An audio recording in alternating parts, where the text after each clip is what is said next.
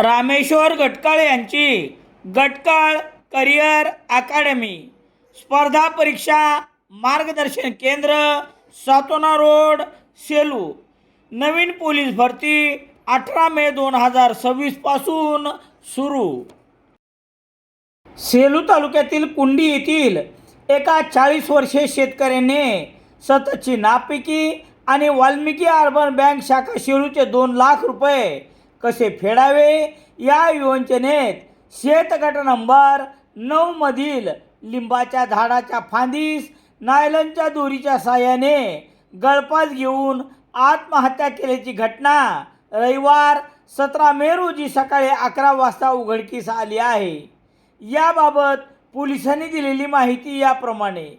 सेलू तालुक्यातील कुंडी येथे शेतकरी तुकाराम भगवान मोगल वय 40 वर्ष हे मागील काही दिवसापासून सततची नापिकी आणि वाल्मिकी अर्बन बँक शाखा सेलूचे 2 लाख रुपये कसे फेडावे या योजनेत रविवार 17 मे रोजी सकाळी 11 वाजता गट नंबर 9 मधील कपिल प्रशांत सावरगावकर राहणार सेलू यांच्या शेतातील लिंबाच्या झाडाच्या फांदीला नायलन दोरीच्या साहाय्याने गळफास घेऊन आत्महत्या केल्याचे आज रविवार रोजी उघडकीस आले.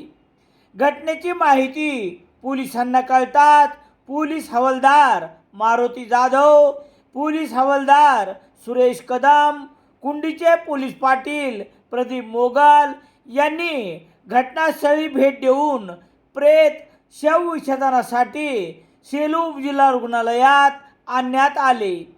देवळगाव घाट आरोग्य केंद्राचे वैद्यकीय अधिकारी डॉक्टर संजय लोया यांनी शवविच्छेदन केल्यानंतर प्रेत नातेवाईक यांच्या स्वाधीन करण्यात आले. मैताचे भाऊ पांडुरंग भगवान मोगल राहणार कुंडी यांनी दिलेल्या खबरेवरून आकस्मिक मृत्यू क्रमांक 18/2026 कलम 194 भारतीय न्याय संहिता अन्वये नोंद करण्यात आली आहे. प्रभारी पोलीस निरीक्षक कृष्णा घायवट यांच्या मार्गदर्शनाखाली पोलीस हवालदार मारुती जाधव पुढील तपास करत आहेत. मयत तुकाराम मोगल यांच्या पार्थिवावर मूळ गावी कुंडी येथे अंत्यसंस्कार करण्यात आले. त्यांच्या पश्चात आई, पत्नी, एक मुलगा, एक मुलगी असा परिवार आहे. या घटनेमुळे कुंडीसह परिसरात हळहळ व्यक्त करण्यात येत आहे.